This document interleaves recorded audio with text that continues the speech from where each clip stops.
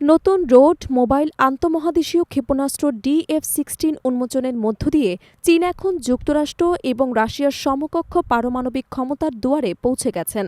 এই ICBM কেবল প্রযুক্তিগত অগ্রগতি নয়, বরং বৈশ্বিক কৌশলগত রাজনীতিতে এক নতুন অধ্যায়ের সূচনা, যা বিশ্বশক্তির ভারসাম্যে বড় প্রভাব ফেলতে পারে। 2025 সালের সেপ্টেম্বরে দ্বিতীয় বিশ্বযুদ্ধে জাপানের ওপর বিজয়ের 80 বছর পূর্তি উপলক্ষে আয়োজিত বিশাল সামরিক কুচকাওয়াজে প্রথমবারের মতো দেখা যায় DF-16 লেবেল করা একটি বিশাল ট্রান্সপোর্টার ইলেকট্রন লঞ্চার। যদিও এর ভেতরে বাস্তব ক্ষেপণাস্ত্র ছিল কিনা তা এখনও নিশ্চিত নয়।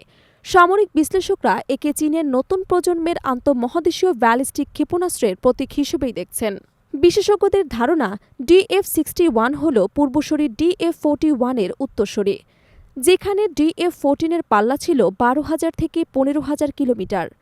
নতুন DF-61 এর পাল্লা বেড়ে দাঁড়িয়েছে প্রায় 18,000 কিলোমিটার, অর্থাৎ পৃথিবীর যে কোনো প্রান্তে এটি আঘাত হানতে সক্ষম।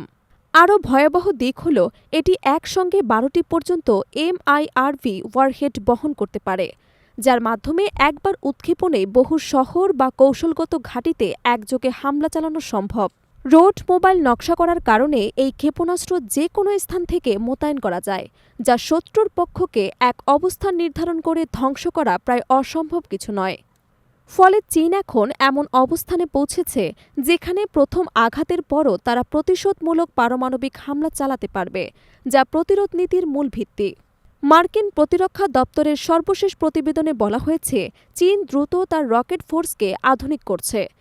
বর্তমানে দেশটির হাতে রয়েছে প্রায় 600টিরও বেশি কার্যকর পারমাণবিক ওয়ারহেড, যা 2030 সালের মধ্যে 1000 ছাড়াবে বলে ধারণা করা হচ্ছে। স্থলভিত্তিক ICBM, সাবমেরিন থেকে উৎক্ষেপণযোগ্য ব্যালিস্টিক ক্ষেপণাস্ত্র এবং কৌশলগত বোমারু বিমান, এই তিনটি উপাদান নিয়ে চীনে গড়ে তুলেছে পূর্ণাঙ্গ ত্রিমুখী পারমাণবিক ত্রয়। বিশ্লেষকদের মতে DF-61 এর আবির্ভাব যুক্তরাষ্ট্র, রাশিয়া, চীনের মধ্যে পারমাণবিক প্রতিযোগিতার নতুন মাত্রা যোগ করবে। যুক্তরাষ্ট্র এবং ন্যাটো দেশগুলো এখন বেইজিংকে শুধু আঞ্চলিক নয়, বরং বৈশ্বিক প্রতিদ্বন্দ্বী হিসেবে বিবেচনা করতে বাধ্য হচ্ছে। পাশাপাশি ভারত, জাপান, অস্ট্রেলিয়া এবং দক্ষিণ কোরিয়ার মতো দেশগুলোতেও এই উন্নয়ন নিয়ে নতুন কৌশলগত উদ্বেগ তৈরি হয়েছে।